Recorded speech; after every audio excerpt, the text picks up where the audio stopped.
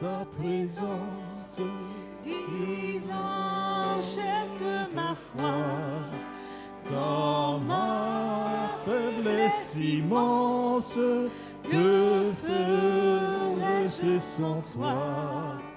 Ah, que j'ouvre ton cœur, oh j'ai besoin de toi, viens Jésus et demeure auprès de moi.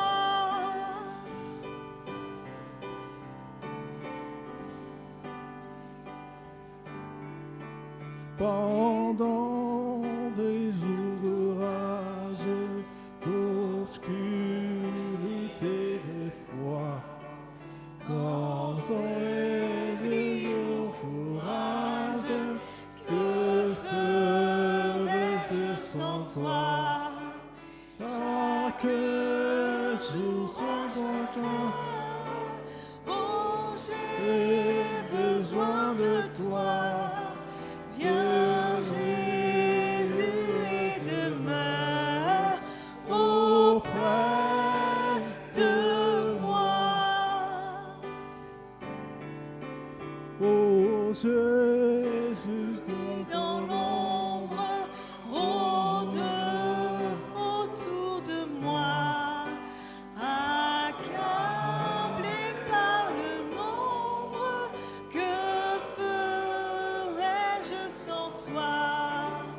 Chaque jour, à chaque heure, oh j'ai besoin de toi. Viens Jésus et demeure auprès de moi.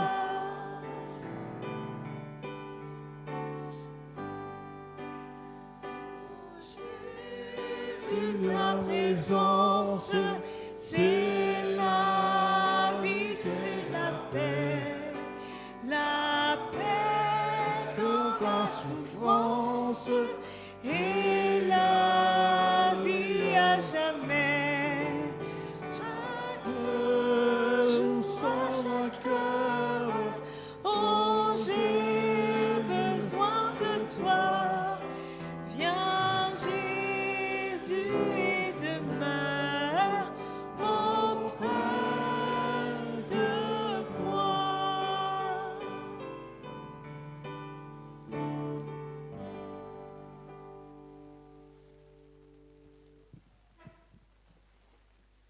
Béni soit le nom du Père, du Fils et du Saint-Esprit. Il est le Dieu unique, saint, glorieux.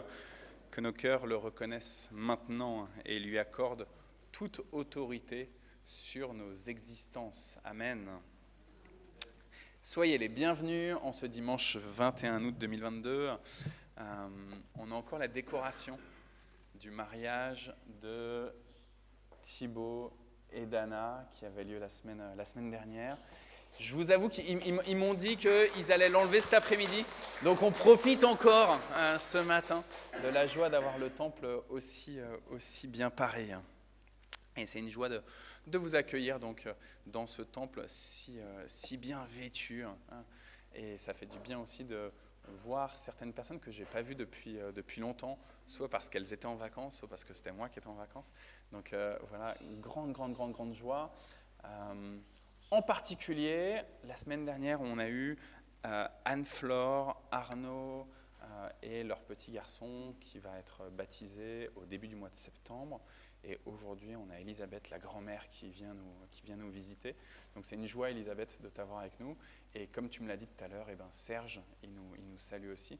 Donc voilà, en tout cas, on a hâte de toutes ces fois où tu es avec nous et où tu viendras aussi avec ton petit Gabriel. Et je dis ton parce que juste devant toi, il y a aussi un Gabriel. Mais voilà, c'est pas le tien cette fois-ci. Et puis, on a des amis qui étaient aux États-Unis, qui étaient au Canada. Donc, soyez les bienvenus de retour ici, dans notre Montois. La semaine dernière, on a entendu une parole du prophète Jérémie et la méditation portait sur cette parole du prophète Jérémie. Un Éthiopien peut-il changer la couleur de sa peau ? Un léopard peut-il enlever ses taches ? aujourd'hui, on va poursuivre encore dans le même sillon. Cette fois-ci, on ne va pas parler d'Éthiopiens ou de léopards, mais avec l'apôtre Jacques, on va entendre cette phrase « Un figuier peut-il produire des olives ?» Un figuier peut-il produire des olives ? Mais avant de rentrer dans la liturgie de la parole, et où on aura un certain nombre de textes, notamment donc, de la lettre de Jacques, je vous invite à confesser la foi de l'Église selon le symbole des apôtres. Je crois en Dieu, le Père Tout-Puissant, Créateur du ciel et de la terre. Je crois en Jésus-Christ, son Fils unique, notre Seigneur, qui a été conçu du Saint-Esprit et qui est né de la Vierge Marie. Il a souffert sous Ponce Pilate, il a été crucifié, il est mort, il a été enseveli, il est descendu aux enfers. Le 3e jour, il est ressuscité des morts, il est monté au ciel, il siège à la droite de Dieu, le Père Tout-Puissant. De là, il reviendra pour juger les vivants et les morts. Je crois au Saint-Esprit, la Sainte Église universelle, la communion des saints, la rémission des péchés, la résurrection de la chair et la vie éternelle. Amen. Je vous invite à reprendre place. Juste, je me rends compte que je pense qu'on n'a jamais fait d'explication réelle sur ce petit changement dans la liturgie. Si ça fait longtemps que vous n'êtes pas venu ici au culte, eh ben vous aviez l'habitude qu'on dise la confession de foi. Alors par exemple le symbole des apôtres ou une autre confession de foi. Moi j'ai une habitude de dire le symbole des apôtres, donc je vous force un petit peu à dire le symbole des apôtres, mais on pourrait dire d'autres confessions de foi, on pourrait chanter d'autres confessions de foi. On a l'habitude de le faire souvent après la prédication. Vous voyez, donc on a lu la Bible, on a médité la Bible, on a été nourri par la parole de Dieu, et en réponse à la parole de Dieu, on dit « Ok, voilà ce que je confesse, voilà ce que j'affirme, la Seigneurie de Jésus dans ma vie. » Vous voyez ? Et donc c'est une réponse à la prédication de la parole de Dieu. Il y a eu un petit changement dans la liturgie qu'on a proposé il y a quelques mois de cela. Maintenant, c'est de le faire au début, vous voyez, là, comme on vient de le faire, qui permet de dire que, par la grâce de Dieu, on commence... Par la grâce de Dieu, il y a aussi les chats qui sont les bienvenus. Alors David, la porte, elle est fermée ici, donc tu vas te retrouver coincé. Bientôt, je vais rouvrir pour que les poules, elles viennent aussi. Merci Marilyn, t'es un amour. Ils risquent quand même de refaire le tour, tu sais, les chats. Et donc, par la grâce de Dieu, avant même que j'ai tout saisi des lectures de la parole, avant même que j'ai tout entendu de la prédication, je confesse. Je viens dans le temple du Seigneur et j'ose proclamer la Seigneurie de Dieu dans ma vie. Et puis, en fait, le fait de commencer comme ça par la confession, assez rapidement au début, ça permet aussi de se dire, ok, quelles vont être les implications de cette confession de foi dans ma vie ? Et du coup, vous voyez, on va entendre ensuite l'ensemble des textes comme non pas l'affirmation première à laquelle on répond par la confession de foi, mais la conséquence. On a confessé, et bien voilà ce que ça implique ensuite. D'accord ? Je suis désolé, j'ai encore fait un petit changement dans la liturgie. Les deux chants, on les chantera un petit peu après. D'accord ? Comme ça, on va faire là les annonces, etc. Donc, on est encore en période de vacances, donc il n'y a pas beaucoup d'activités au niveau de la paroisse. Mais ce qui a demeuré pendant tout l'été et qui continue, c'est le groupe de prière du mardi à 14h, ici dans le temple et par Zoom, pour ceux qui ne peuvent pas se déplacer ou qui, voilà, par facilité, préfèrent se connecter par Zoom. Donc, c'est les deux. Et puis, le soir, c'est le conseil presbytéral qui tient aussi sa réunion de prière par Zoom.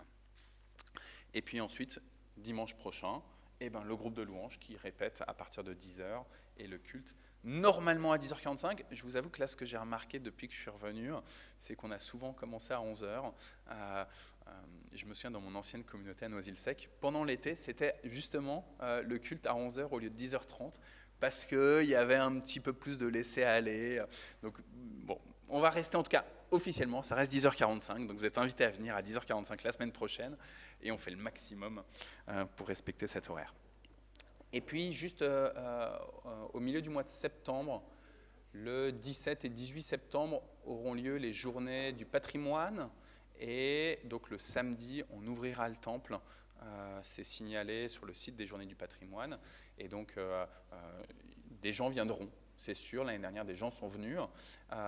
Claude et moi, on va commencer à travailler un peu concrètement sur cet accueil. Merci Claude de ta disponibilité, de ton enthousiasme, de toutes tes idées. Presque tous les jours, Claude m'envoie un mail en me suggérant plein de trucs à faire. Alors, je ne sais pas si on arrivera à tout faire, mais en tout cas, c'est super de travailler avec toi. Et donc, s'il y en a qui ont envie aussi de participer à l'accueil du public le samedi 17, vous êtes les bienvenus. Et puis, le lendemain, le dimanche 18, aura lieu notre culte de rentrée. Et donc, ça veut dire que c'est à partir de ce culte de rentrée que les activités pourront reprendre. Je vois Ketsia qui arrive. Ketsia, donc ça veut dire que l'école biblique, elle reprend, donc non pas le dimanche 18, mais celui d'après, ça doit être le 25, c'est ça? Non? Ouais, c'est ça, 25. Merci François.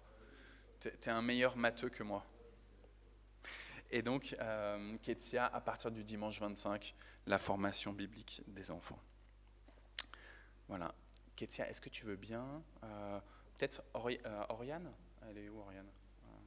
Est-ce que vous voulez bien faire les offrandes? Faire la quête?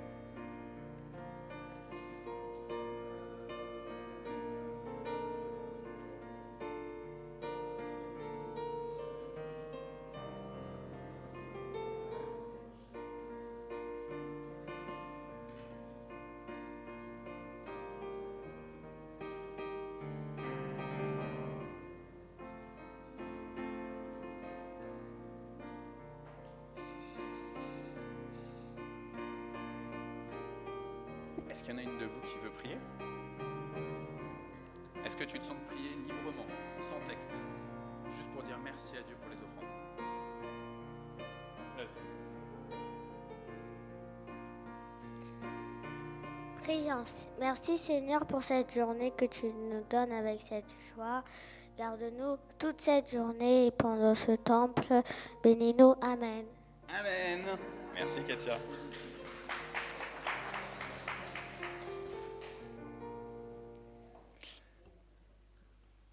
Avant de rentrer dans les actions de grâce, la liturgie de la parole, je vous propose un texte dans le livre du prophète Ésaïe au 5e chapitre. Je chanterai à mon bien-aimé le cantique de mon bien-aimé sur sa vigne. Je chanterai à mon bien-aimé le cantique de mon bien-aimé sur sa vigne. Donc il faut imaginer que c'est un cantique. Évidemment, moi, ceux qui me connaissent savent que je ne chante pas tout à fait juste, donc je vais juste vous le lire. Mon bien-aimé avait une vigne sur un coteau fertile. Il en remua le sol, il ôta les pierres et il y mit un plan délicieux. Il bâtit une tour au milieu d'elle. Il y creusa aussi une cuve.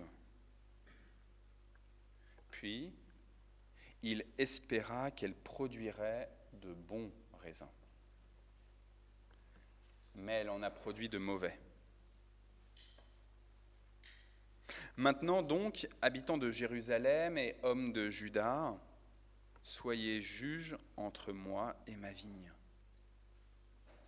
Qu'y avait-il encore à faire à ma vigne que je n'ai pas fait pour elle? Pourquoi, quand j'ai espéré qu'elle produirait de bons raisins, en a-t-elle produit de mauvais? Je vous dirai maintenant ce que je vais faire à ma vigne. J'en arracherai la haie pour qu'elle soit broutée. J'en abattrai la clôture pour qu'elle soit foulée aux pieds.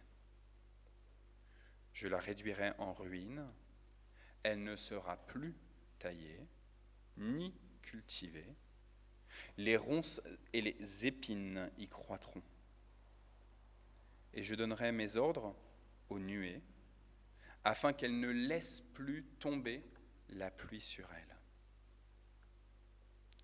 La vigne de l'Éternel des armées, c'est la maison d'Israël, et les hommes de Juda, c'est le plan qu'il chérissait. Il avait espéré de la droiture, et voici du sang versé.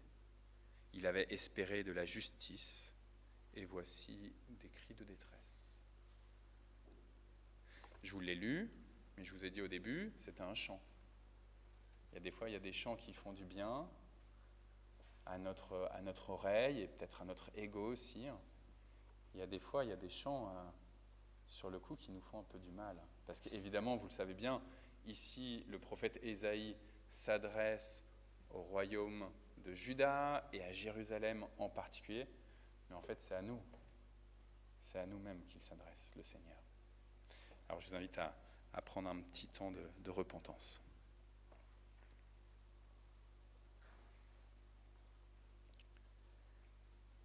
Seigneur notre Dieu, oui, nous reconnaissons que tu avais et tu as encore un terrain dans lequel tu nous as placés. Tu as tout préparé d'avance pour que nous y ayons une place particulière, singulière. Tu nous as abreuvés, tu nous as nourris, Seigneur. Et pourtant, tout comme le royaume de Juda, dans cette condamnation par le prophète Ésaïe, nous reconnaissons que nous n'avons pas produit le fruit tant espéré. Seigneur, nous te demandons pardon.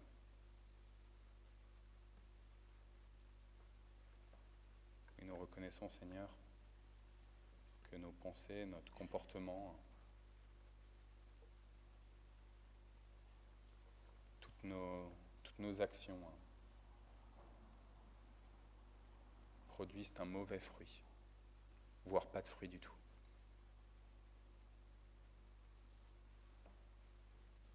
Nous te supplions par le nom de Jésus, ton Fils, qui a donné sa vie sur la croix pour la multitude.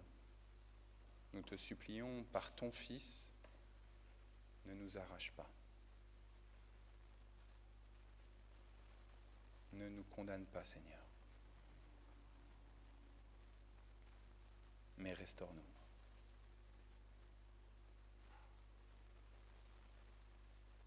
Sanctifie-nous. Amen. Et toute notre prière, elle monte vers celui qui se révèle comme étant pas juste notre Dieu, pas juste notre maître, pas juste quelqu'un qui est là-haut, au-dessus, de loin, mais qui se révèle comme étant notre Père. Toute notre prière s'adresse à celui qui, par Jésus, se révèle comme notre Père. Alors je vous invite à chanter que le nom de l'Éternel, il est bien Abba Père.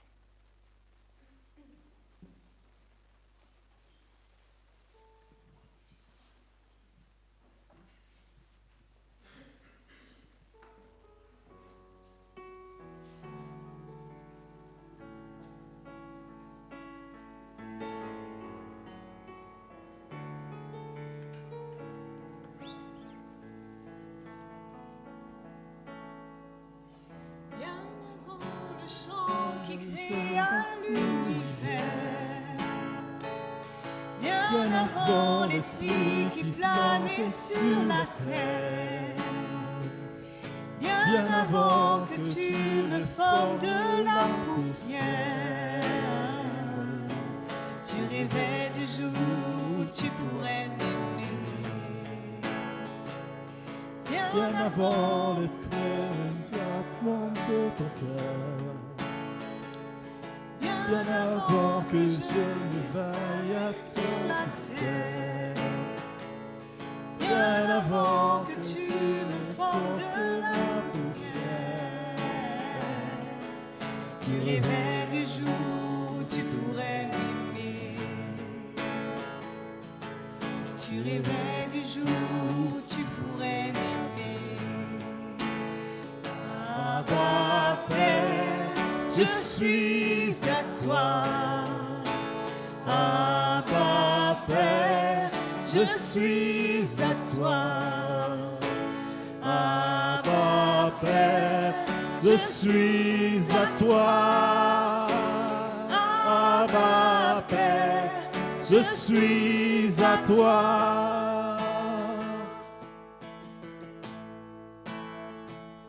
Bien avant les premiers battements de ton cœur, bien avant que je m'éveille à ta douceur, bien avant toutes mes joies et mes douleurs,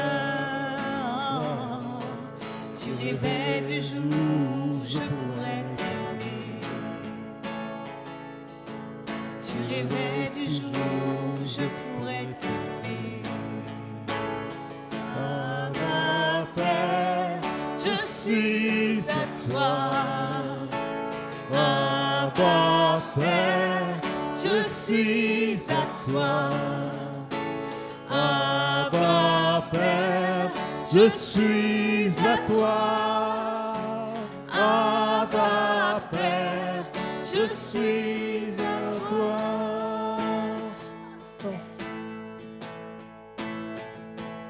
Bien avant que Jésus marche sur la terre, bien avant le Fils qui nous montre le Père, bien avant que les yeux sur moi soient ouverts, tu rêvais du jour où tu pourrais m'aimer. Tu rêves Du jour où tu pourrais m'aimer. Père, Je suis à toi. Abba Père, je suis à toi. Abba Père, je suis à toi. Abba Père, je suis à toi.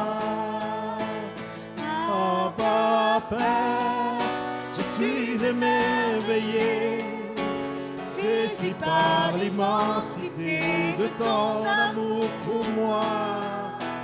Abba Père, si grande ta tendresse, ton cœur est grand ouvert et je viens plonger dans tes bras. Abba Père, je suis émerveillé, saisi par l'immensité de ton amour pour moi. Abba Père, Si grande est ta tendresse, ton cœur est grand ouvert et je viens plonger dans tes bras. Abba Père, je suis à toi. Abba Père, je suis à toi. Abba Père, je suis à toi. Abba Père, je suis à toi.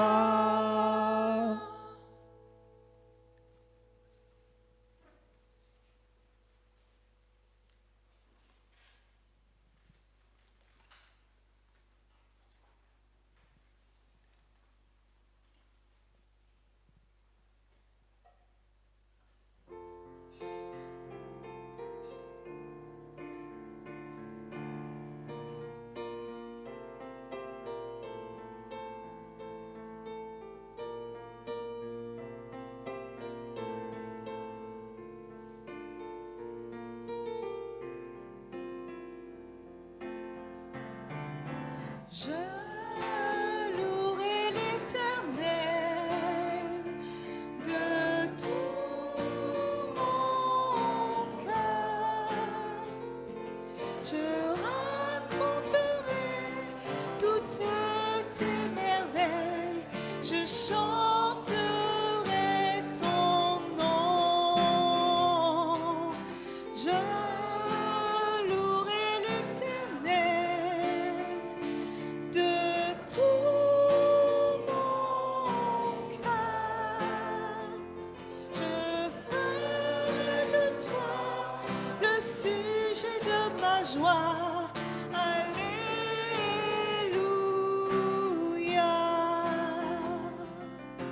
Dieu l'Éternel est roi.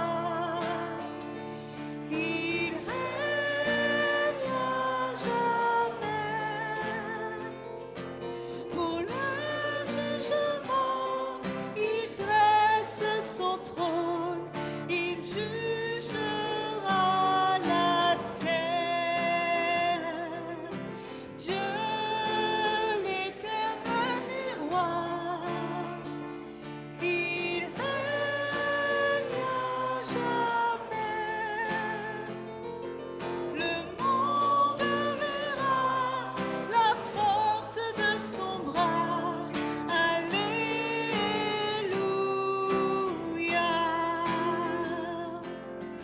Dieu voit les opprimés. Il est leur abri, leur refuge dans des grandes détresses. Son nom est leur salut. Dieu voit les opprimés. Il est leur abri. Il sauve les siens, car il est le Dieu saint. Alléluia.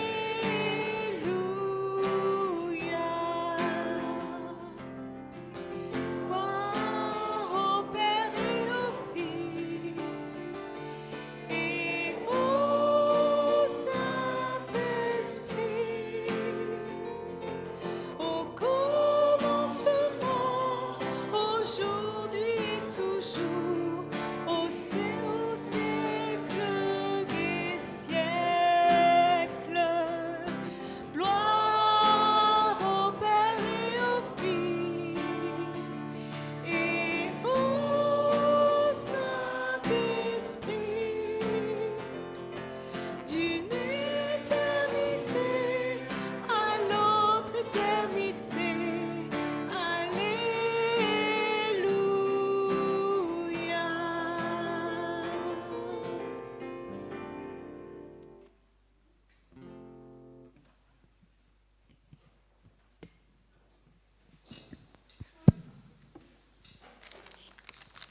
Alors c'est le moment, Dominique a préparé le micro, c'est le moment pour, si quelqu'un veut exprimer une reconnaissance à Dieu, une action de grâce par rapport à ce que Dieu a pu faire dans sa semaine ou dans son été. Ou, voilà. Noël, elle a toujours des occasions de dire merci à Dieu. C'est une bénédiction Noël.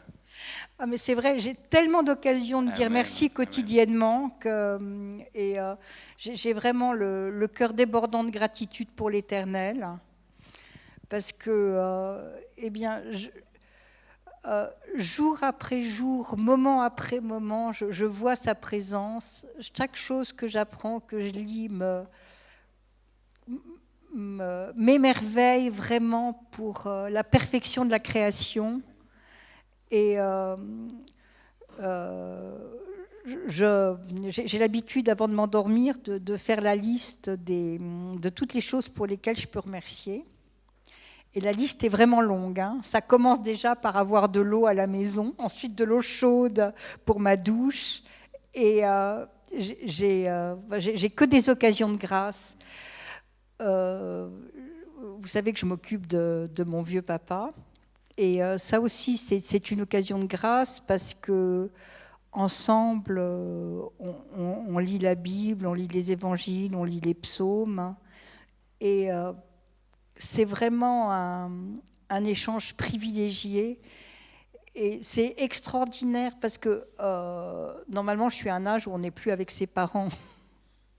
Et avoir l'occasion justement d'échanger comme ça sur des choses qui sont fondamentales, qui sont nos fondamentaux, c'est vraiment une occasion de joie quotidienne et de grande gratitude. Donc merci Seigneur et alléluia. Amen. Merci Noël.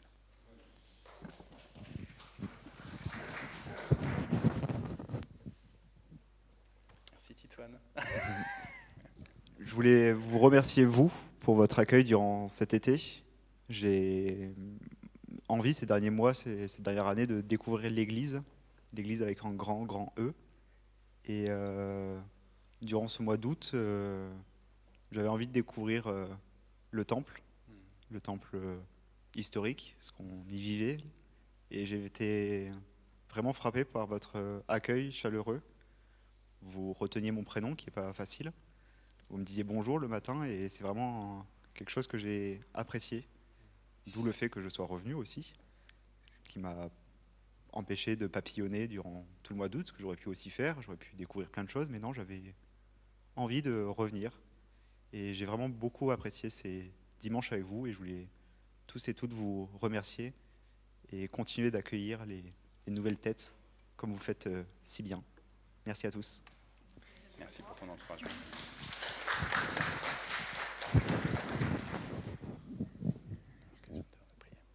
Alors moi, je voudrais remercier le Seigneur pour hier, cette fête, pour Simon.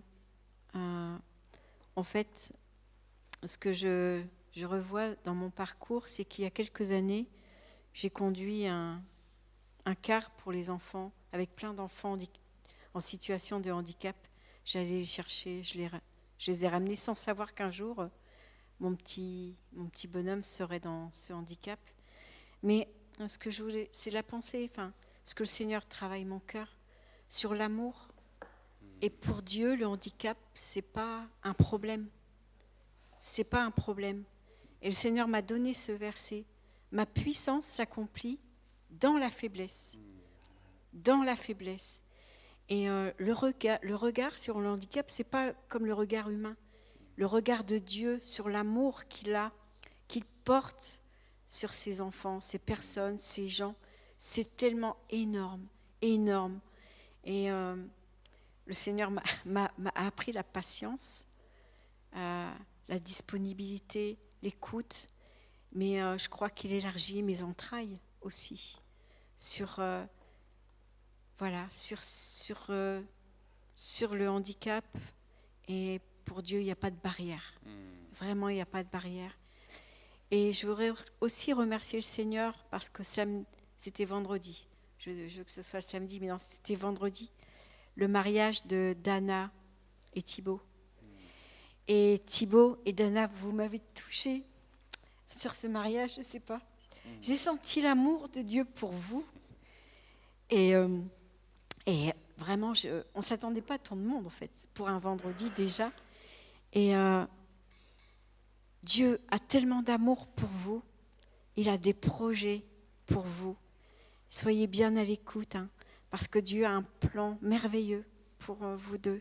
Et le Seigneur est bon, et merci, parce que c'était une joie de venir par votre humilité, votre simplicité, mais votre accueil, c'était tellement beau. Voilà. Merci pour ces bons moments merveilleux. Soyez bénis et on vous aime.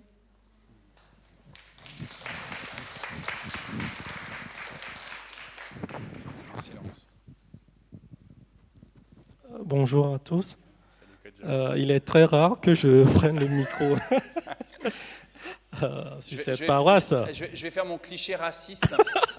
Les Togolais, en général, c'est vrai, Kodjo, vous avez tendance à être très humble et à pas trop prendre la parole. Donc, à toi la parole, c'est super. Mais aujourd'hui, j'aimerais vraiment remercier le Seigneur pour tous les biens qu'il a fait dans ma vie et dans la vie d'Aurélie, surtout cet été. Il nous a permis de nous marier. On lui rend grâce parce qu'il nous a vraiment soutenus. Il nous a apporté vraiment son appui durant tous ces moments. Nous voulons remercier aussi Arnaud et sa femme, qui sont nos témoins, qui nous ont vraiment assistés aussi. Encore de petites choses, mais qui sont des merveilles qu'il nous a encore fait après quelques semaines après notre mariage. Je suis vraiment reconnaissant pour tout cela au Seigneur, en fait. Merci. Merci, Kodjo. Donc, je me permets une blague. En tout cas, suite à votre mariage, avec les enfants, on n'arrête pas de chanter Le Beau des Beaux. Donc, voilà.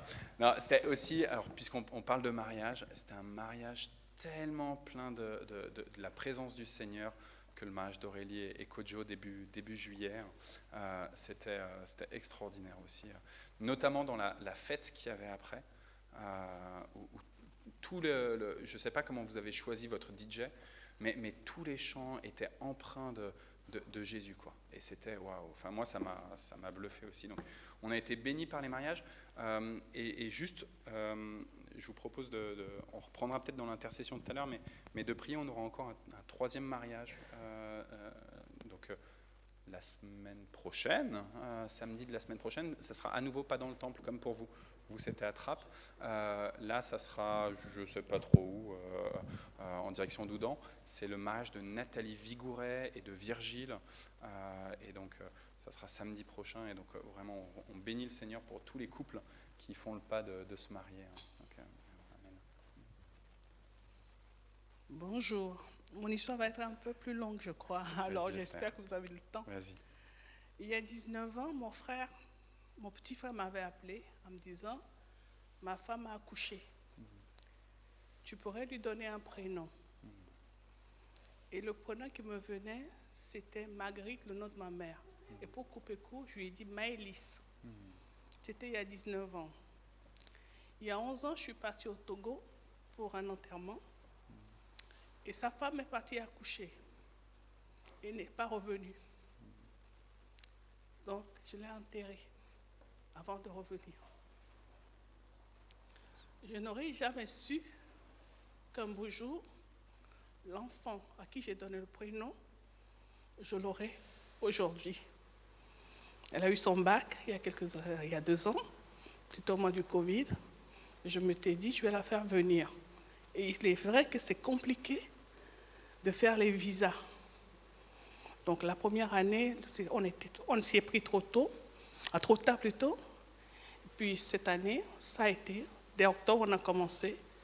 Et Dieu merci, vers la mi-juillet, Maëlys qui est là, a eu son visa et m'a rejoint. Donc je demande à tout le monde, aux uns aux autres, de prier pour elle. Elle a vécu des choses pas très belles. Elle avait à peine 6 ans quand maman est partie. Et aujourd'hui, avec moi, que le Seigneur nous aide à avancer ensemble, à la protéger, à ce qu'elle fasse de très bonnes études, à s'intégrer aussi et avoir un avenir. Je remercie le Seigneur pour tout ça parce qu'on est bénis, parce que ce n'est pas évident. Qu'elle soit aussi bénie, que la grâce soit sur elle. Amen. D'accord. Amen. Et puis le Seigneur...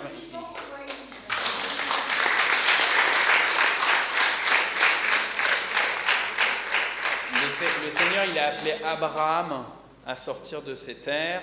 Il a appelé les Hébreux qui étaient en Égypte en situation d'esclavagisme, mais qui était une situation finalement pas si déconfortable quand ils se sont rendus compte qu'après ils étaient dans le désert. Et il les a sortis. Et dans la Bible, on apprend qu'on est des nomades. Donc Maëlys, le Seigneur t'a sorti du Togo pour que tu puisses venir nous bénir aussi. Tu vois, qu'on puisse nous te bénir, mais que tu puisses aussi nous bénir en retour. Et donc on bénit le Seigneur de ta présence.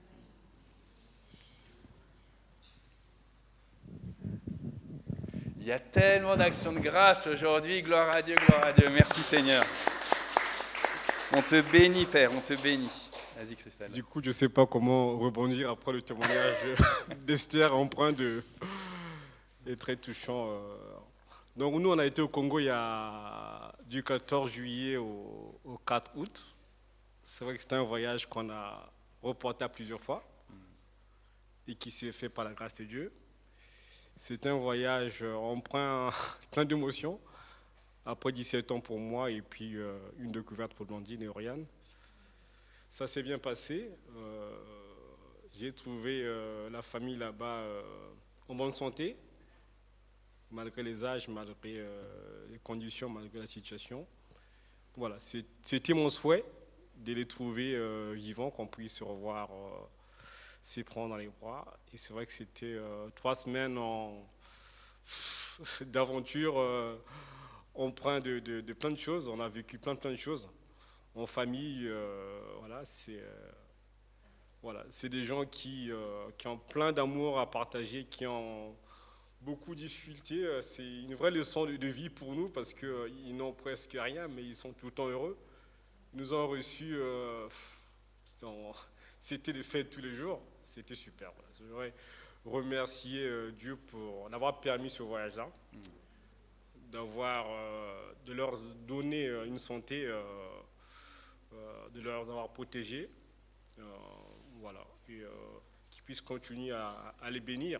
Parce que ces gens qui prient, qui ont beaucoup de foi, c'est pareil, c'est vraiment beaucoup de leçons pour moi, parce que moi je suis là un dimanche sur 2, mais là-bas c'est vraiment des gens qui ont une foi très ancrée. Voilà, c'est plein de choses.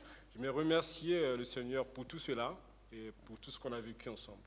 Voilà. Et merci aussi parce que je sais qu'Arnaud nous a beaucoup soutenu, on nous a beaucoup aussi échangé là-dessus. On a beaucoup partagé avec Dominique et puis quelques membres de l'Église par rapport à ce voyage-là, qui était un projet et qui s'est réalisé. Et je remercie le Seigneur pour cela. Merci.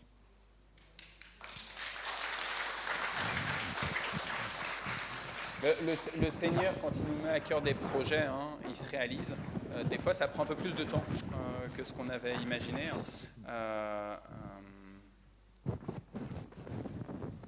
Nicole, Alain, on peut parler de votre projet ? Je vous laisse prendre la... Mais justement, je pense que le Seigneur, il vous a mis un projet à cœur et je pense que c'est un moment là pour qu'on puisse aussi, ensemble, prier les uns les autres pour vous aussi, même si ce n'est pas du tout clair.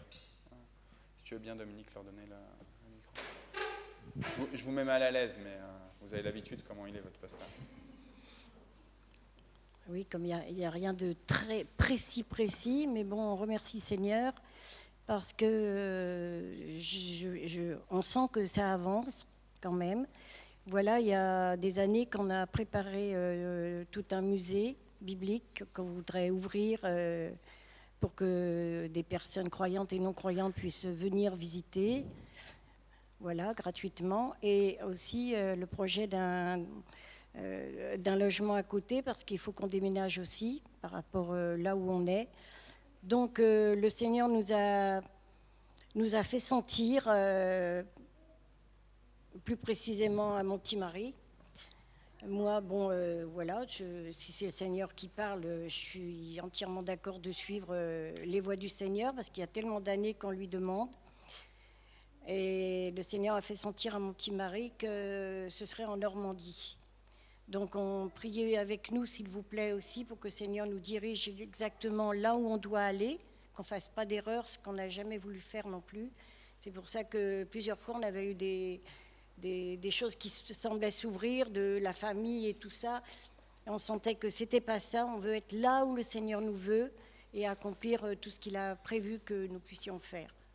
Voilà, si vous voulez continuer à prier pour nous, que ce soit précis. Et on a commencé déjà à démonter des meubles à la maison, faire des paquets. On a tellement, il y a 3000 livres à emballer. Et bon, l'appartement est tout petit, mais bon, on arrive un peu. Merci Seigneur. Pour moi, pourquoi je voulais absolument que vous preniez le micro, c'est parce que c'est un grand encouragement. Parce que je suis allé chez vous, et en effet, j'ai commencé à voir des cartons se remplir. Alors qu'ils ne savent pas exactement où, quand, comment ils vont partir, mais ils savent qu'il va falloir partir de Mantes, qui est pourtant la ville qu'ils chérissent, dans laquelle ils ont toujours pensé que c'était là qu'ils étaient appelés à bénir, et ils ont béni. mais voilà, on sait que il y a un moment où vous allez partir ailleurs, malgré votre âge aussi. Et alors juste, le Seigneur fait toutes choses en tout temps, en son temps. Stancy, Steve et Gabriel, vous êtes partis de Normandie pour venir vous installer justement à Mantes. Et cette semaine, parmi les gens qui vous ont aidé à déménager, il y a un frère en Christ qui s'appelle Jérémie, qui avec sa famille a une exploitation. Alors lui, il ne l'est plus vraiment, mais a une exploitation agricole. Et il se trouve que dans cette exploitation agricole, il y a une céréale, je ne sais pas si c'est une céréale, tu vas me corriger Alain si c'est pas bon, une céréale qui est plantée, c'est du lin. Il se trouve que Alain adore le lin, tu vas me dire c'est pas une céréale, je m'en doutais. Et en fait ce qui est très intéressant, c'est que en parlant avec Jérémie, j'apprends qu'ils habitent à Luneray. Il se trouve que Luneray, c'est là où vous êtes allés en vacances au mois de juillet et où vous avez senti le Seigneur vous dire c'est ici que je vous veux. Là où vous m'avez dit c'est la capitale du lin, il y a un musée du lin, etc. Et donc cette semaine, alors que je vous avais vu, que j'ai déjeuné chez vous mardi, et moi j'ai rencontré Jérémie par l'intermédiaire de Steve et Stancy, avec son épouse Malika, qui sont des frères et des sœurs en Christ, qui ont une foi extraordinaire. Et eux, ils ont cette exploitation en lien avec cette exploitation agricole. Sur le terrain où ils habitent, vous allez voir comment le Seigneur, il n'y a pas de coïncidence, je pense. Dans le terrain où ils habitent, Steve, il y a quoi ? Il y a un cimetière privé protestant. Et toi qui es féru d'histoire, Alain, etc., je me dis, mais le Seigneur, il est en train de combiner tout plein de trucs. Et nous, on est là, vous voyez, moi, comme là, je viens d'entendre tout plein de choses que vous avez remerciées au Seigneur, là, et on est là, et on est en train juste de contempler tout ce que Dieu y met en place. C'est comme un espèce de puzzle où Dieu il est en train d'assembler toutes les pièces. Et en fait, si on a les yeux renouvelés par Christ, on voit tout ce qui est en train de se faire. Et quand Maïlis, tu as perdu ta maman il y a quelques années, tu ne pouvais pas imaginer que d'un seul coup, tu allais te retrouver chez Tata à venir vivre à Mantes-la-Jolie, tu vois. Et en fait, si on prend un peu de recul sur ce qu'on vit, ce qu'on traverse là tout de suite, et qu'on regarde, qu'on se laisse porter par le Seigneur, on voit ce qu'il met en place. Et on dit, le Seigneur est grand. Et il a des bons projets pour nous. Et même dans les moments où la pièce de puzzle, elle est un petit peu abîmée, où on se questionne, est-ce qu'elle va vraiment rentrer dans le puzzle ? Elle ressemble beaucoup à celle qui doit aller là ou là ou là. Est-ce que c'est... le Seigneur, il va gérer. Parce que c'est lui qui est le maître de ce grand puzzle-là. Je voulais ajouter aussi un petit détail. J'ai eu une belle-sœur hier au téléphone. Et elle me dit comment ça va. Je dis écoute, on prépare, on va déménager. Elle me dit où tu vas aller. Je dis j'en sais rien du tout. Je ne sais pas du tout encore, mais bon, on se prépare parce qu'il y a tellement de choses à emballer qu'il faut que je m'y prenne 3-4 mois avant. Et elle me dit ça serait bien si vous alliez en Normandie. J'ai rien dit. J'ai rien dit du tout. Fou. Voilà. C'est un petit détail, mais ça m'a marqué. Gloire à Dieu. En parlant du lin,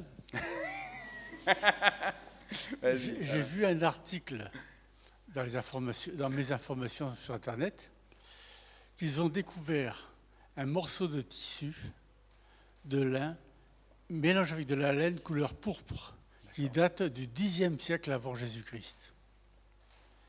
Et hier soir, je faisais un tri parmi mes photos. Et qu'est-ce que je vois ? Un morceau de lin tissé à la main, mais dans lequel a été introduit des fils de laine rouges. Ah, ok. Voilà, avec de la garance. Je n'ai plus le nom de la plante, mais enfin voilà. C'est fou, hein ? C'est magnifique. Ouais. Tout ce que le Seigneur m'a donné, nous a donné, disons, à préparer. Et qu'il y a une cohérence. Ouais. Le Seigneur, il a sa cohérence pour nous. Voilà. Et une chose qui nous intéresse tous, il y a une meule, la partie creuse en pierre, et la pierre pour moudre du grain qui est en train d'être moulu. Voilà tout ce que j'ai découvert hier soir. Eh ben, gloire à Dieu. Gloire au Seigneur qui conduit toutes choses. Amen. Les sœurs, les frères, on arrive déjà presque à la fin du culte, mais on n'a pas encore vraiment eu le temps de la parole, de la prédication. D'après le timing de l'horloge qui est au-dessus là-bas de l'entrée, de la porte d'entrée. Mais donc, du coup, je vous propose de faire une prédication où je vais essayer d'aller vite, le plus possible à l'essentiel. Je vous promets, je pense qu'on va y arriver. Il y aura beaucoup de lectures, mais on va y arriver. Lettre de Jacques, chapitre 3, versets 11 et 12. Est-ce que la même source fait couler de l'eau douce et de l'eau amère? Est-ce qu'un figuier peut donner des olives? Est-ce qu'une vigne peut donner des figues? De même, une source d'eau salée ne peut pas donner de l'eau douce. Première chose, Dieu, il t'a créé.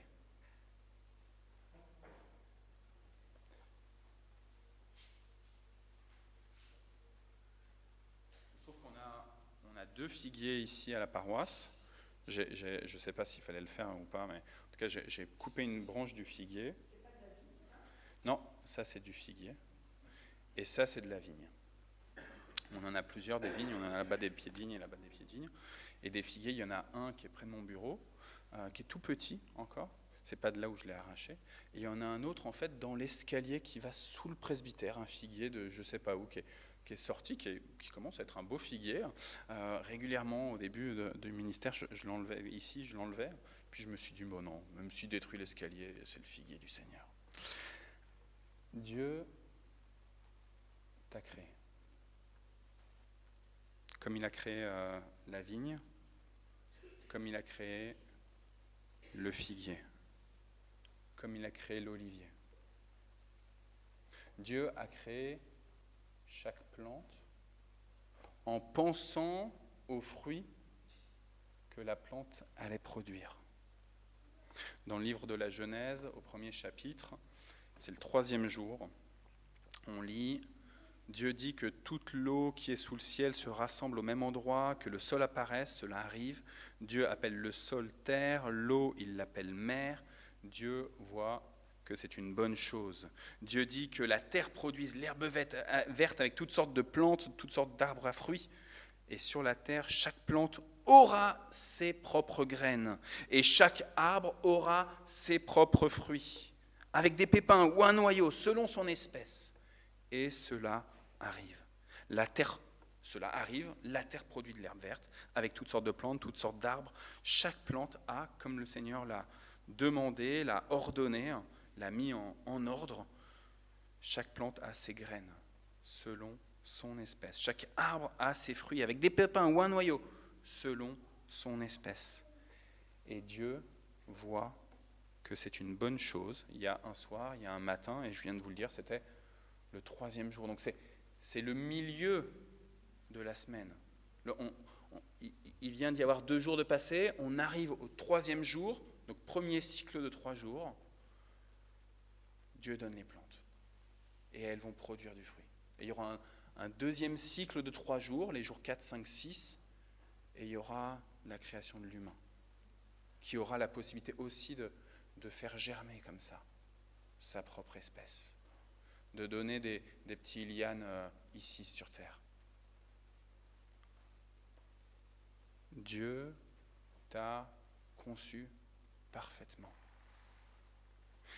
Avant que tu n'arrives sur terre, avant que tu ne sois dans les entrailles de ta mère, Dieu avait imaginé toute la semence qu'il allait donner en toi pour que tu puisses porter du fruit. Alors là, on a une question concrètement de donner d'autres arbres, d'autres plantes, d'autres enfants pour le 6e jour. Mais en fait, le fruit il va plus loin que ça encore. À chacun, Dieu a imaginé, a conçu un plan pour apporter comme ça une bénédiction autour de lui. Parce que c'est ça le fruit que chacune et chacun on va produire. Produire du fruit, la fructification, c'est l'inverse de ce qui serait ne pas produire du fruit, qu'on appelle la stérilité. Et on sait que la stérilité, pour des couples qui en souffrent, c'est une grande souffrance. C'est une grande souffrance que de ne pas pouvoir avoir une descendance. Que ce soit parce que génétiquement on ne peut pas, que ce soit, Marilène t'en a déjà témoigné à l'Assemblée, parce qu'on a une maladie. C'est une grande souffrance. Quand on a des plantes, que se passe-t-il lorsqu'elles sont stériles, lorsqu'elles ne produisent pas de fruits? Quand on a des animaux, que se passe-t-il quand ils ne produisent pas? L'humain que l'on est, il va couper.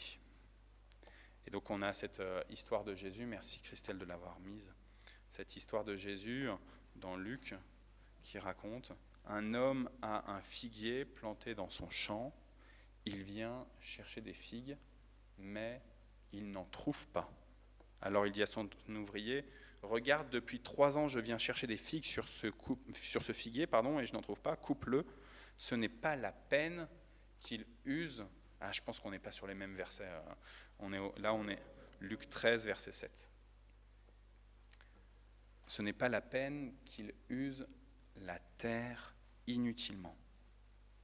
L'ouvrier du maître lui dit: maître, laisse-le encore cette année, je vais creuser la terre tout autour, et je vais mettre de l'engrais. Et de cette façon, l'année prochaine, il donnera peut-être des figues, sinon tu le feras couper. Et ça, c'est une histoire que Jésus raconte, une parabole, mais Jésus, il met aussi en pratique une histoire de figuier comme ça, stérile. Marc chapitre 11, Jésus et les disciples sortent de Béthanie, Jésus a faim, il voit de loin un figuier avec des belles feuilles, il s'approche pour chercher des fruits, mais quand il est près de l'arbre, il ne trouve que des feuilles. Il n'y a pas eu le processus, vous savez, où le fruit, la fleur devient un fruit. En effet, nous précise l'évangéliste, ce n'est pas la saison des figues. Alors Jésus dit au figuier: personne ne mangera plus de tes fruits. Ses disciples entendent cela. Puis quelques versets plus loin, le matin suivant, en passant le long du chemin, les disciples de Jésus voient le figuier, il est complètement sec jusqu'aux racines, et Pierre se souvient de ce qui s'est passé un peu de temps avant, et il dit à Jésus: maître, regarde, tu as jeté une malédiction au figuier, il est devenu tout sec. Donc à la fois dans la parabole racontée par Jésus, mais dans le miracle, parce que oui, c'est un miracle, c'est un événement surnaturel que Jésus a produit. On a une conséquence de quand le figuier ne produit pas de figues, il est tué. Alors vous allez me dire, Arnaud, on a bien entendu là cette histoire de Jésus qui maudit le figuier, mais tu nous as rendu attentifs que l'évangéliste a précisé, ce n'est pas la saison des figues. Donc souvent ça fait scandale quand on raconte cette histoire, parce qu'on dit, attends, pourquoi il dessèche un figuier alors que ce n'était pas la saison des figues? Y a-t-il une saison pour produire des fruits et une saison ou des saisons pour ne pas en produire? Et là, c'est à vous que je m'adresse. Ce n'est pas simplement aux figuiers. C'est à nous, les humains. Y a-t-il une saison où je n'aurai pas à produire de fruits? Eh bien, si on lit la parabole du figuier, si on lit l'histoire de ce miracle de Jésus comme nous interpellant nous, comme si nous, on était comparé à un figuier, alors on découvre que non, on devrait produire sans cesse du fruit.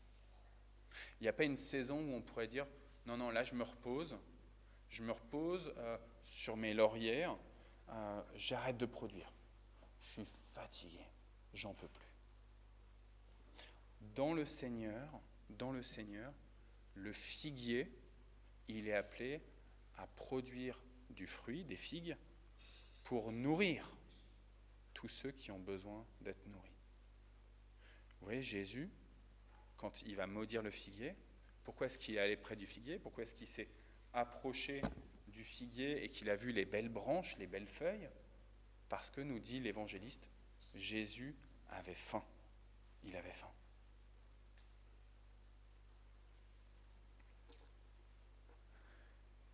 Pour Jésus, il n'y a pas des saisons où on va produire et des saisons où on va se reposer. Tout va dépendre de qui sont autour de nous, qui sont les personnes qui ont faim.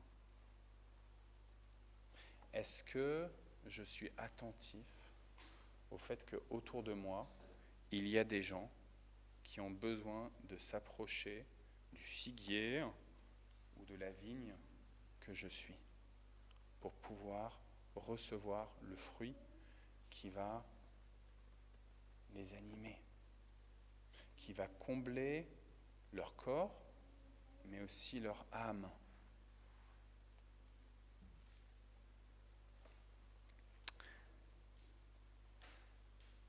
Alors la question c'est,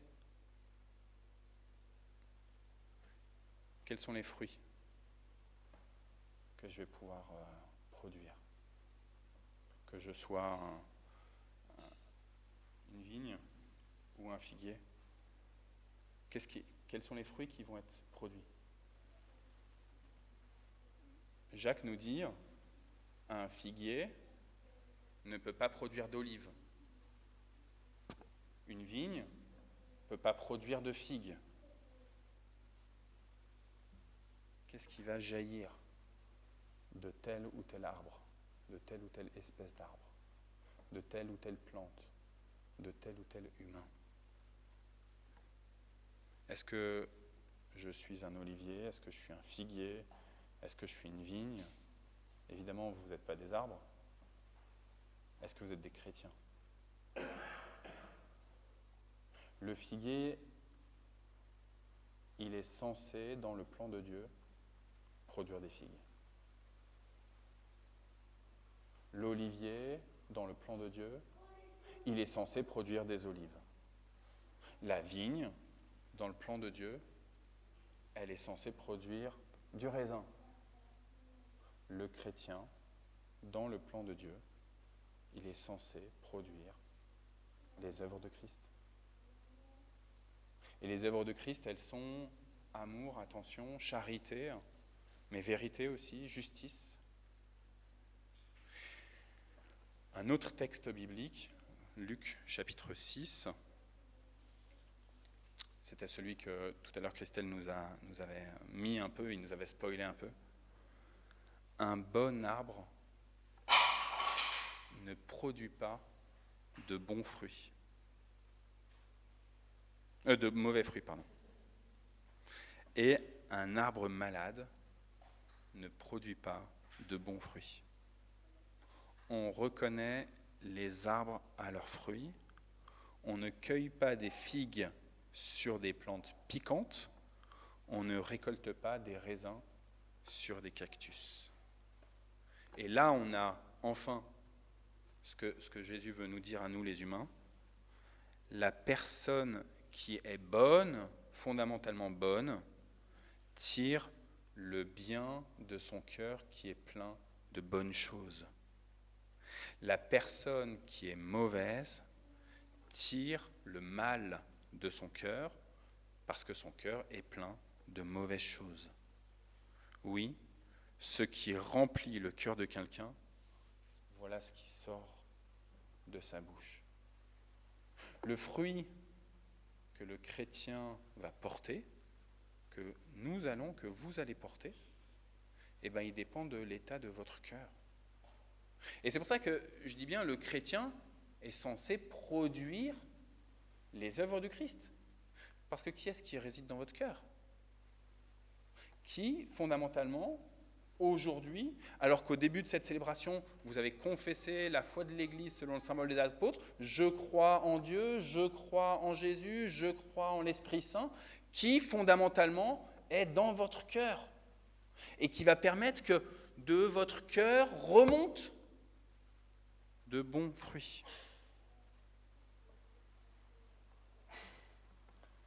Je vous propose le dernier texte.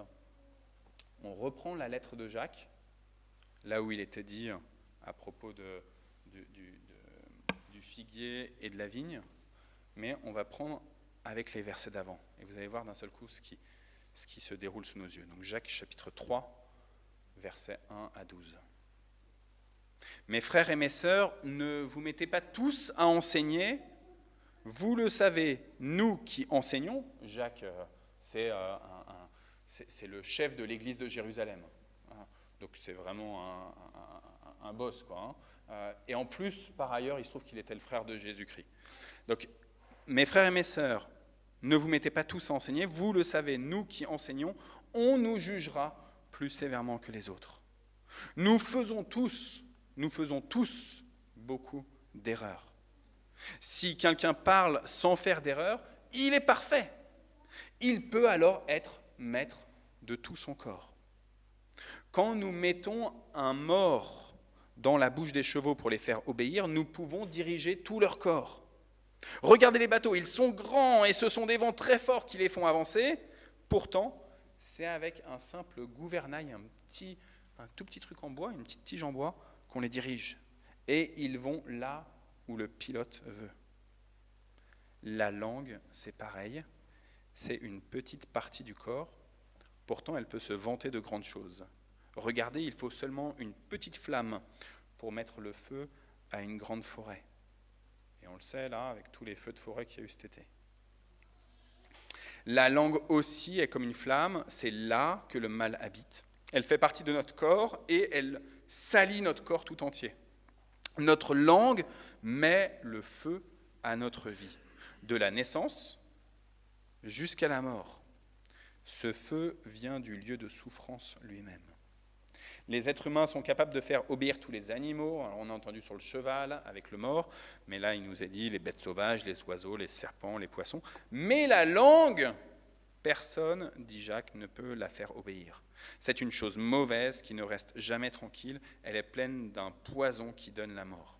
Avec la langue, nous chantons comme dans le temple de Mantes-la-Jolie. Ça, c'est pas Jacques qui le dit, c'est moi.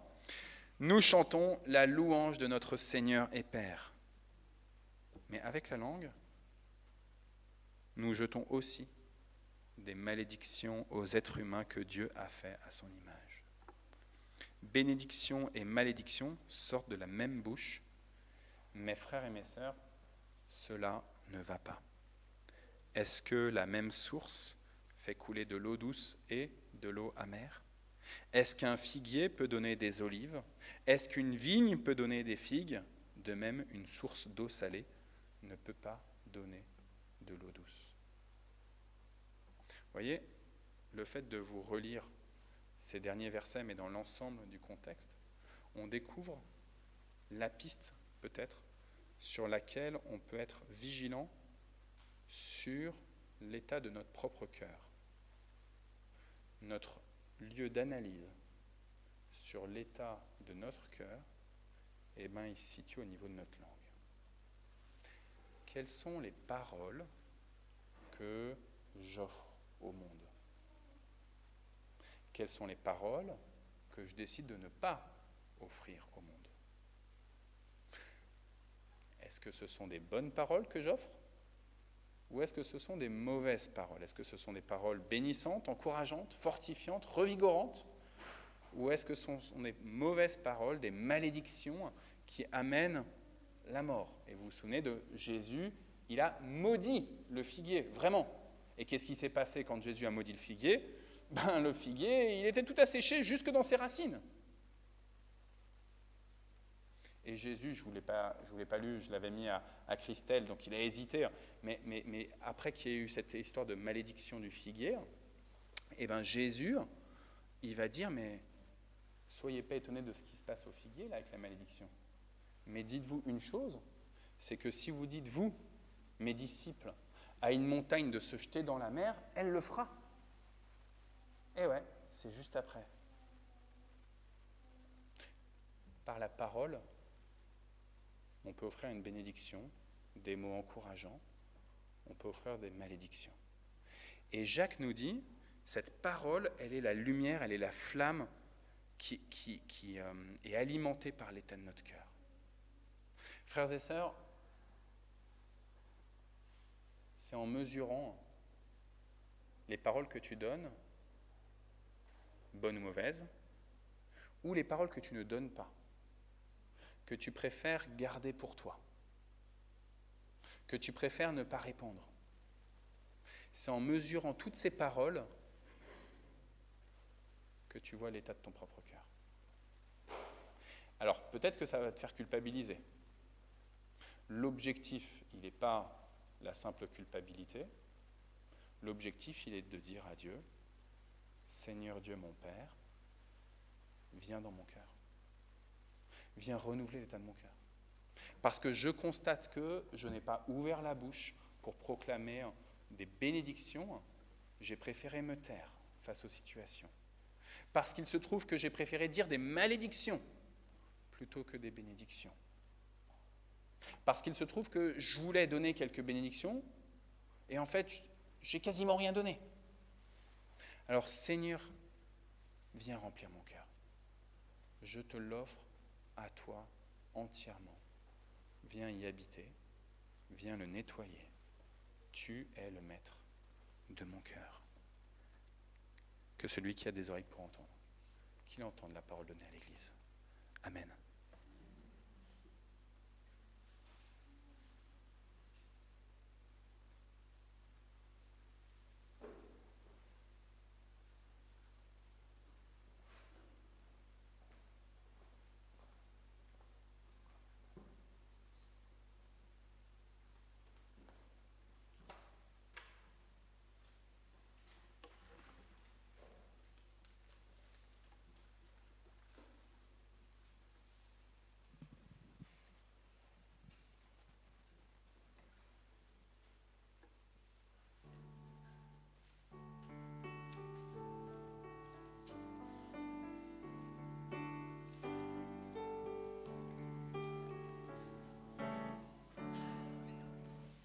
Cherchez d'abord le royaume de Dieu et sa justice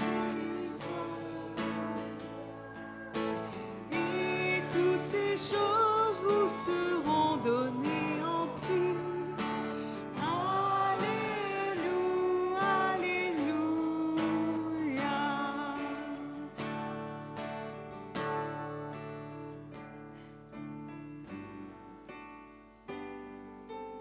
Pardon, hein.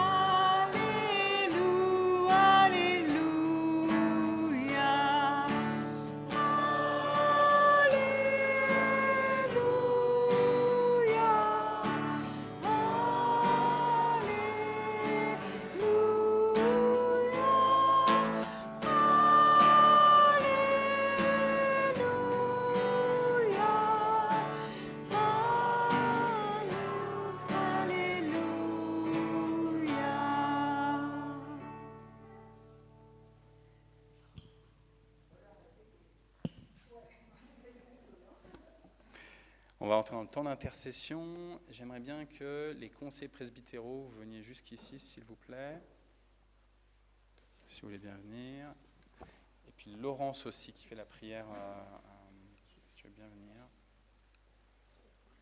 Je vous invite à prendre place. La semaine dernière, au moment des actions de grâce, on a notre sœur Danielle qui nous a annoncé qu'ils allaient partir vivre à Lyon. Et donc du coup, j'ai suggéré au conseil et à Laurence qui prie chaque dimanche aussi avec Tévi, pour ceux qui veulent, qu'on puisse prendre un temps de prière particulière pour vous. Donc si Enzo, Daniel, Nassara, si vous voulez bien venir jusqu'ici, et on va comme ça prier pour vous et pour vous envoyer. Et puis Titoine, tu nous as remercié pour notre accueil. Si tu veux bien, je te propose aussi de te joindre à ce temps-là aussi, parce qu'on a profité de toi pendant cet été. Ça a été une bénédiction pour nous. Et comme ça, on va prier pour vous, donc pour Daniel, pour Nassara, pour Enzo et pour Titoine. Voilà. Donc, et c'est les anciens, et c'est notre super intercesseur, qui est nos super intercesseurs. Donc, voilà. Tu veux prendre un micro ? Je pense qu'il faut prendre le micro.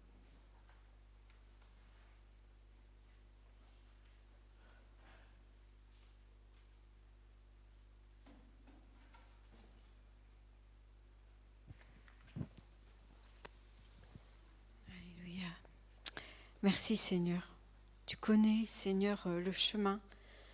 Seigneur, tu passes devant. Seigneur, tu passes devant eux. Tu leur as ouvert, Seigneur, le chemin pour qu'ils partent, et c'est toi qui les envoies par la puissance de ton esprit. Et Seigneur, tu as dit, Seigneur, que tu les envoies. C'est vrai, Seigneur, tu les envoies comme au milieu de, parfois, oui, il y a des loups. Mais Seigneur, tu es plus grand que celui qui est dans le monde. Alors Seigneur, tu as vaincu le monde. Tu as vaincu ce monde. Et on te prie, Seigneur, en ton nom, de les accompagner, de les bénir, mais aussi, Seigneur, de les rendre assis sur le fondement, Seigneur, de ta parole, pour qu'ils puissent avoir toutes les armes, pas pour lutter contre des gens, mais contre des puissances, des autorités de ce monde. Et Seigneur, merci parce que, comme tu as envoyé tes disciples, tu les envoies afin de porter du fruit, et un fruit qui demeure.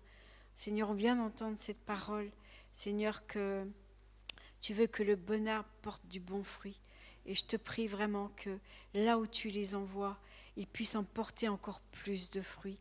Ce que tu demandes, c'est qu'ils demeurent dans ta parole, qu'ils serrent cette parole, Seigneur, sur leur cœur, et que cette parole les guide, qu'elle soit une lampe à leurs pieds, une lumière sur leur sentier, et qu'ils puissent briller, Seigneur, dans ce monde de noirceur, qu'ils puissent briller, Seigneur, et porter ainsi du fruit, et que ce fruit fructifie pour la gloire de ton nom, Jésus.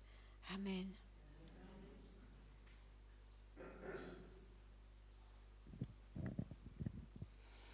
Seigneur, ma prière sera la même. Je prie vraiment pour que le Seigneur vous amène là où vous devez être, que vous soyez bien là et qu'il puisse vous permettre de vivre sous son aile. Seigneur, merci de les envoyer là où ils doivent être.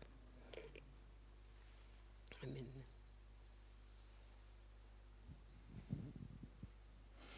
Seigneur notre Dieu, toi qui es infiniment bon et miséricordieux, et qui nous apprends dans tes saintes écritures, dans le psaume, qu'il est doux et agréable pour les frères et sœurs de demeurer ensemble. Mais effectivement, on peut avoir le cœur brisé de voir cette famille nous quitter, mais nous devons aussi nous réjouir parce que c'est toi qui as permis qu'ils fassent partie de notre Église, mais c'est également toi, Seigneur, qui a permis que ces opportunités s'offrent à eux pour qu'ils aillent vers cette nouvelle vie qui est Lyon, puisque beaucoup de choses les attendent, Seigneur.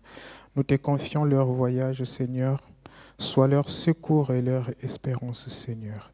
Nous prions, Seigneur, pour qu'ils retrouvent dans la ville où ils vont être une église qui soit aussi accueillante et chaleureuse et qui continue à fortifier leur foi, Seigneur. Ainsi nous t'avons prié. Amen.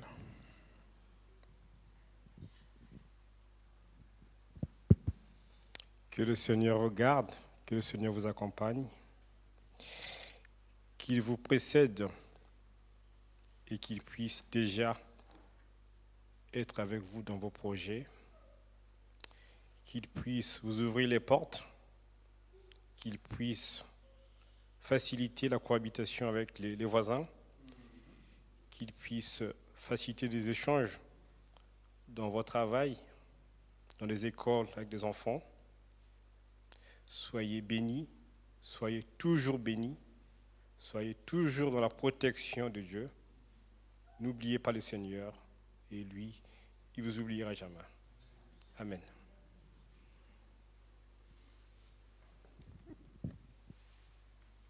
Et ensemble, nous pouvons prier la prière que Jésus nous a enseignée en disant: Notre Père qui es aux cieux, que ton nom soit sanctifié.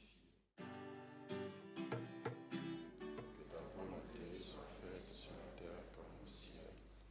Donne-nous aujourd'hui notre pain de ce jour. Pardonne-nous nos offenses, comme nous pardonnons aussi à ceux qui nous ont offensés. Et ne nous laisse pas entrer en tentation, mais délivre-nous du mal.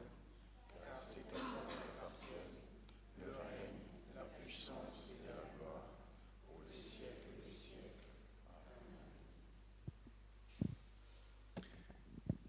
Et alors, dans le livre des Actes, au chapitre 13, donc qu'on a été là juste pendant un mois ou qu'on a été là pendant un peu plus de mois, je vous lis ce passage. Dans l'église d'Antioche de Syrie, il y a des prophètes, des hommes qui enseignent, sont Barnabas, Siméon, appelé le Noir, Lucius de Cyrène, Manaën, qui a été élevé avec Hérode Antipas, et enfin Saül, ou Saul, Paul. Un jour, ils sont réunis pour prier le Seigneur, ils jeûnent, alors l'Esprit Saint leur dit: mettez à part Barnabas et Saul, pour faire le travail que je vais leur demander. Ils continuent à jeûner et à prier. Ensuite, ils posent les mains sur la tête de Barnabas et de Saul et ils les laissent partir. Alors Seigneur, voilà, tu nous invites à envoyer Titoine et à le laisser partir. Il a vécu ce mois avec nous, Seigneur. Envoie-le alors dans son église, là où il vit le reste de l'année, mais aussi avec tout ce qu'il aura découvert ce mois-ci. Envoie-le aussi dans le monde pour aller porter ton fruit, Seigneur. Seigneur, envoie Enzo qui, de l'ouest de la France, lui, va vers le nord. Permet qu'il puisse aussi porter du fruit là-bas, du bon fruit qui correspond à ce qu'il est, Seigneur. Tu es la source de son cœur, donc donne-lui cette opportunité de parler de toi, Seigneur, et de bénir. Nous te supplions, Seigneur, pour Nassara, Seigneur. C'est toi qui envoies Nassara. Tu nous as donné d'être béni et de la bénir en retour ici. Nous te supplions, Seigneur, de la garder à Lyon, Seigneur, et de lui permettre d'avoir une parole très claire sur ce que toi tu veux faire à Lyon. Puis, Seigneur, nous te supplions pour Daniel. Nous te prions que ton esprit continue de l'affermir, Seigneur. De lui donner cette capacité d'assumer d'être chrétienne, d'être maman, de pouvoir ouvrir une nouvelle porte de sa vie à Lyon, Seigneur, et qu'elle puisse annoncer tes hauts faits dans cette ville dite de lumière, Seigneur. Nous croyons que tu es la seule source de lumière, Père. Par le nom de Jésus. Amen. Merci beaucoup. Et merci les conseillers, et merci Laurence.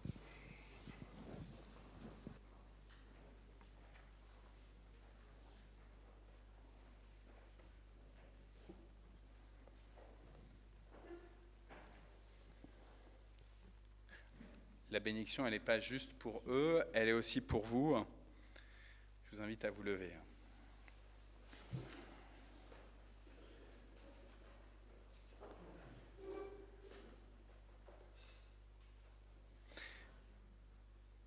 C'est Dieu qui vous a fait. C'est C'est Dieu qui sait exactement quels fruits vous pouvez porter selon votre propre espèce. C'est Dieu qui a envoyé Jésus pour que vous puissiez porter ses œuvres à lui, pour que vous puissiez travailler dans ce monde à l'image de votre maître, de votre grand frère. Qu'aujourd'hui, le Saint-Esprit repose sur vous, dans vos cœurs, pour que vous soyez affermis, quelles que soient les situations que vous allez traverser aujourd'hui ou tout au long de la semaine, et que vous puissiez offrir au monde le miracle de la bonne nouvelle. Oui, Jésus vous aime et il aime ceux que vous allez côtoyer. Allez, faites de toutes les nations des disciples. Amen.